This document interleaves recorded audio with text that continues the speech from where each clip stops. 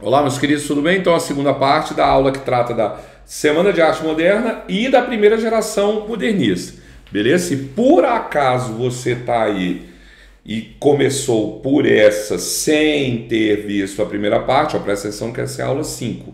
A primeira parte é da aula 4, tá bom? Tanto é que agora eu vou falar já daqui.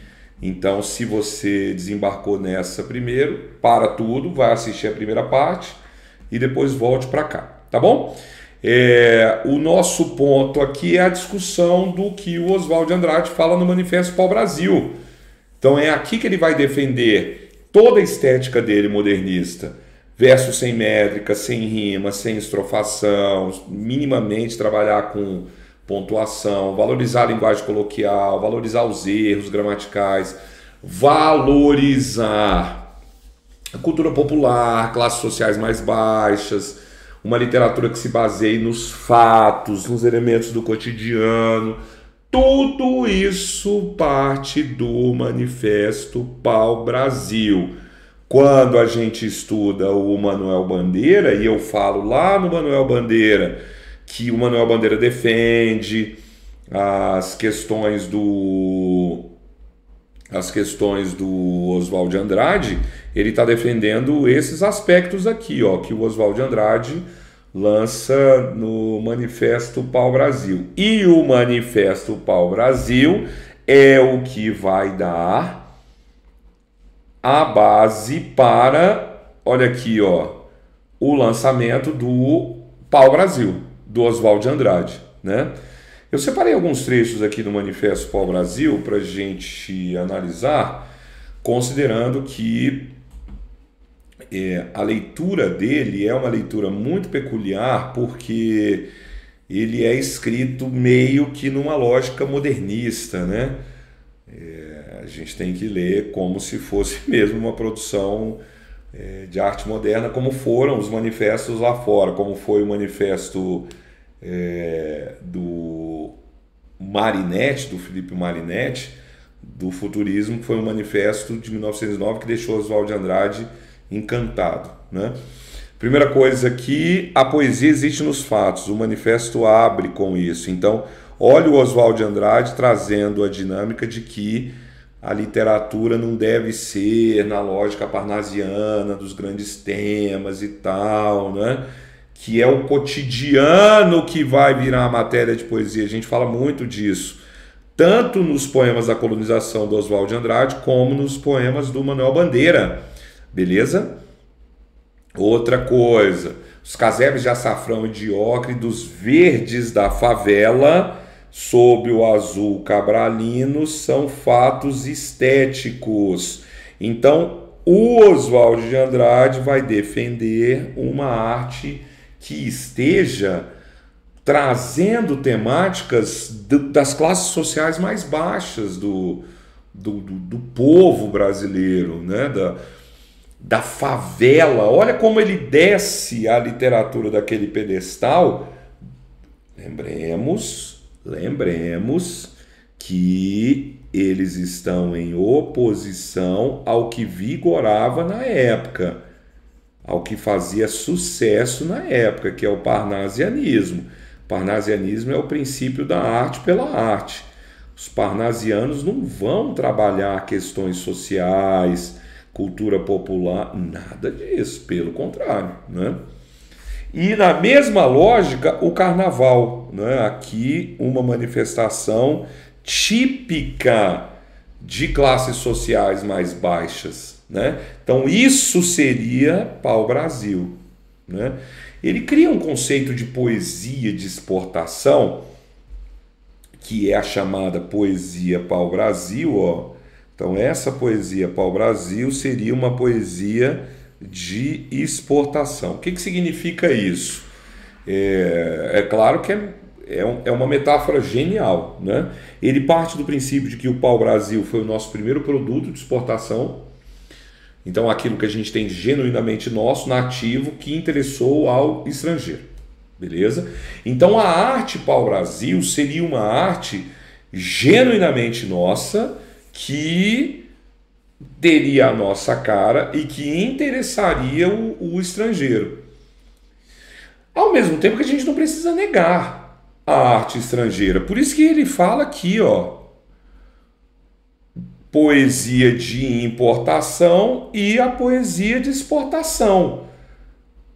Então, o Oswald de Andrade, ele literalmente está falando o seguinte: nós não vamos deixar de ler Shakespeare, nós não vamos deixar de consumir a arte estrangeira, mas ao mesmo tempo queremos ela em pé de igualdade, vou botar o igual aqui, com o que a gente produz, né?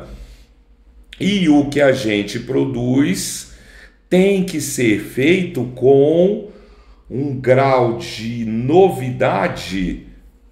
Olha aqui, ó, poesia para os poetas, alegria dos que não sabem, descobrem. Então, o que é moderno teria que vir sem influências do que já foi feito, como se fosse pela primeira vez.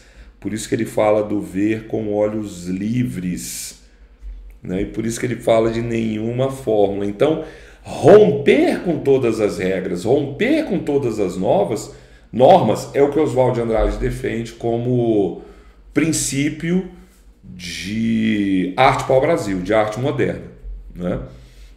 E o que a gente vê lá no Manuel Bandeira também, além do Oswald de Andrade, da defesa da língua do povo, tá aqui, ó, a língua sem arcaísmos, então sem termos muito antigos, sem erudição, a língua do povo, como falamos, como somos, com todos os erros. Então isso é avançadíssimo, avançadíssimo, é das maiores conquistas do modernismo desse momento aí do Oswald de Andrade. E a gente vê, então, tudo isso no belíssimo livro, olha aí, ó, Pau Brasil, que ele também publica lá fora, ele continua em Paris. Nessa época ele era riquíssimo, riquíssimo. O pai era um dos maiores cafeicultores de São Paulo. Quando o pai morre, ele fica vende muita coisa, mas ele fica com a maior fazenda, ele vira fazendeiro. O Oswald de Andrade vira fazendeirão. A Tarsila do Amaral também era filha de cafeicultor. Então aqui há 4 anos antes eles perderem tudo, né? Com a crise do café e a quebra da bolsa. E os poemas A Colonização saem daí. Esse livro ele tem gravuras e ilustrações da Tarsila do Amaral, é belíssimo. A capa foi pensada por ela, olha que capa massa, né? E esse livro é muito raro, porque ele sai numa tiragem pequena. Ninguém lia Oswald de Andrade nessa época, ninguém estava nem aí para ele querendo lê-lo, o cara era muito para frente. E eles se separam, né? Então as edições subsequentes não são essas, não são reimpressões e reedições desse original, né? Por conta da separação, aí não vão mais sair as gravuras e as imagens dela. Então quem tem esse livro vale ouro hoje em dia no mercado de arte, né? Não vou mergulhar no livro porque a gente tem as 2 aulas das análises dos poemas da colonização, que são obras do Paes, que saem daí, né? E chegamos então no ano chave, que é 1928. Em 1928, a Tarsila do Amaral dá de presente para o Oswald de Andrade a nossa Mona Lisa, né? Que é o Abaporu. A história do Abaporu é tão entristecedora, porque ele era do Oswald de Andrade. Quando eles se separam, a Tarsila dá para ele. Quando eles se separam, ele até diz para ela ficar com um quadro, mas ela fala, não, ele é seu, né? Eu te dei e tal. Tá bom. Mas pro fim da vida ele vende, precisando de grana. Matarazzo compra, depois um merchan, um cara mesmo de arte, né? Um galerista aí chamado Raul Forbes compra. E o Forbes, ali na década de 80, precisa de grana. Então ele bota para vender, e quando você vê as entrevistas dele falando sobre a pintura, ele fala que menosprezaram, né, o quadro, O governo brasileiro não quer comprar, o governo de São Paulo não quer comprar, o cara vende ali para uns 280, agora eu não lembro ao certo, é 250, 280 mil dólares. Em valores de hoje, pouco mais de $1 milhão, né? E é uma pena, assim, sabe? Uma pena, porque o quadro vai parar nas mãos de um colecionador de arte argentino, que é o Constantini, que não tem nada a ver com isso. O quadro foi vendido, né? Enfim. Na verdade, peraí, calma que eu me enrolei aqui. Pera. Não é que o Forbes vende por 200 e poucos mil. Ele compra. Pera, o Forbes compra. Deixa eu anotar, porque senão eu me revolto tanto com essa história desse quadro que eu me embolo. Pera, o Forbes pega o quadro por mais ou menos, eu vou botar uns 280 mil dólares, né? Enquanto eu estou falando, para não achar que... né? Vou tirar da imagem aqui, está saindo da minha cabeça. Eu vou buscar aqui, ó, Forbes Abaporu valor. Deixa eu ver por quanto que ele compra. Ele compra, na época isso dava, vamos ver aqui, né? Ó, nossa, que doideira! Eu cheguei exatamente numa reportagem da Veja de 2019, em que é a frase que eu falei dele, ó. Esnobaram o Abaporu. 250 mil. Pronto, tá aqui. Eu falei, quanto? 280? Deixa eu corrigir. Ele compra... Deixa eu apagar. Pô, mas eu errei por pouco, hein, gente? 200 e... Ah, mas tô com a borracha, né? Não vai escrever, não. Ele compra por 250 mil, tá bom? Então, beleza. Aí, né? Ele compra o quadro ali em 80 e... Caramba, eu fechei aqui, né? Ele compra o quadro, ó, Forbes Abaporu, eu acho que é 85. Ele compra o quadro... 84. Caramba, eu tô errando por pouco. Tô errando o tempo todo por 4. Então, em 1984... Por que essas questões são importantíssimas? Porque esse quadro é a nossa Mona Lisa. Essa obra de arte é a obra de arte mais importante do Brasil. E não é nossa, e não vai voltar a ser nunca nossa, né? Então, beleza. Ele compra por 250 mil. Aí ele precisa de grana, né? Num dado momento ele vai precisar de grana. Aí isso é em 84. Em 95 ele põe o quadro à venda, né? Ele está com dificuldades financeiras e tal, aí ninguém quer comprar. Então o que ele faz? Que é comum no mercado de arte. Ele procura uma casa de venda, né? E vai procurar a Christie's, que é em Nova York, para colocar o quadro à venda. A Christie's coloca o quadro para vender e ele alcança o recorde de valor pago à obra de arte nossa. Aí essa eu lembro, é 1,35 milhão. Quer ver? Eu vou até confirmar, já que eu acabei errando por pouco ali. É isso mesmo. 1,35 milhão, né? É o S cifrão, de dólares, beleza? De dólares. Em valores de hoje, isso daria perto de 7 milhões, né, de reais. E ele é vendido para o Constantini, que é um colecionador de arte argentino. Rapidamente o Constantini vai agilizar a criação do Museu de Arte Latino-Americana, Arte Moderna Latino-Americana de Buenos Aires. Ele doa todo o patrimônio dele, ele é um grande colecionador de arte moderna latino-americana. E só para vocês começarem a chorar, esse quadro hoje, em valores de hoje, se ele fosse à venda hoje, né? Ele é patrimônio lá do museu, óbvio que o museu não vai desfazer. Mas se o Louvre vai se desfazer da Mona Lisa? Não vai, né? Não vai. Então, O Malba também não vai se desfazer da nossa Mona Lisa, né? Vocês acham que a Mona Lisa vai voltar para a Itália? Não vai. O Abapuru não vai voltar para o Brasil. Em valores de hoje, esse quadro seria vendido tranquilamente por 75 milhões de dólares.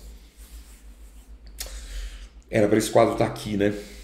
Uma pena para você vê-lo. Então, vai ter que viajar para Buenos Aires.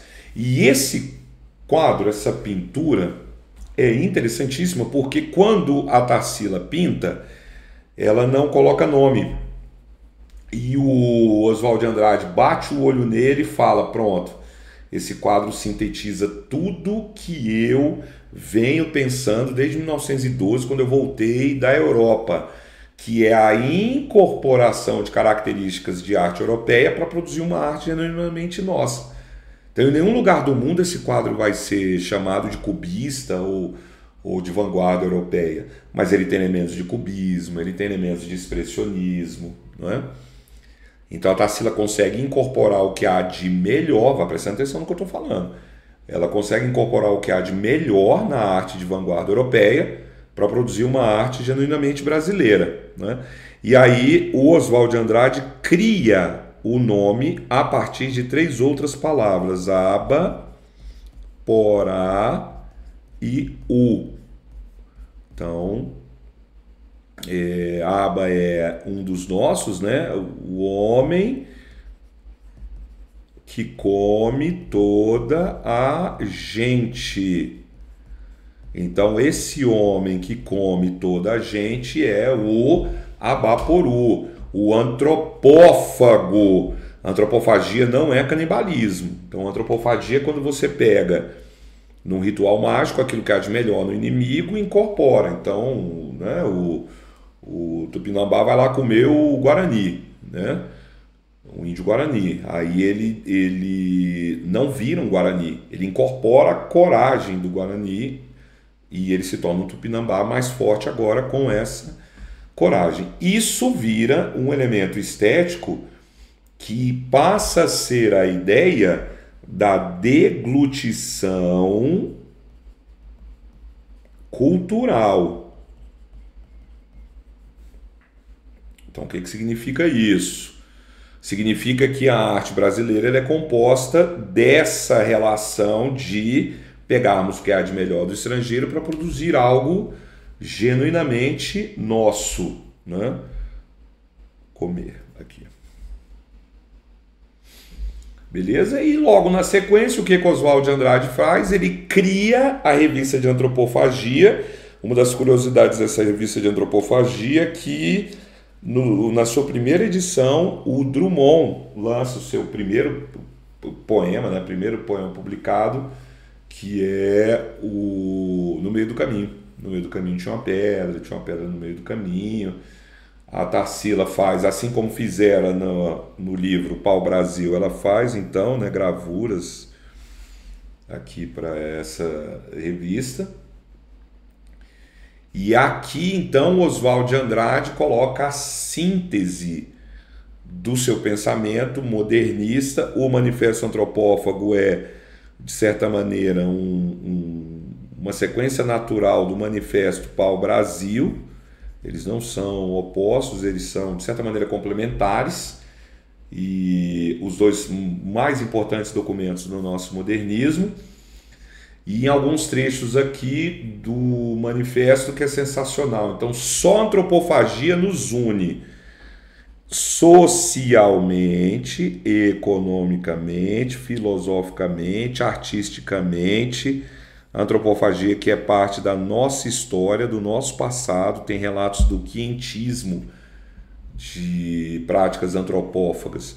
Então o Oswald de Andrade, brilhantemente, ele cria o princípio de que você não concebe o Brasil sem conceber que estamos falando de uma terra que desde a chegada do português, ela é estruturada de tal maneira que nós somos esse amálgama de coisas de Portugal, dos índios nativos daqui, das pessoas que vão nascer aqui, filhos de portugueses, filhos de índios, do português com a Índia, do português com a negra africana, das nações africanas, porque também vem toda essa questão dos africanos trazidos, né, de suas nações para serem escravizados aqui.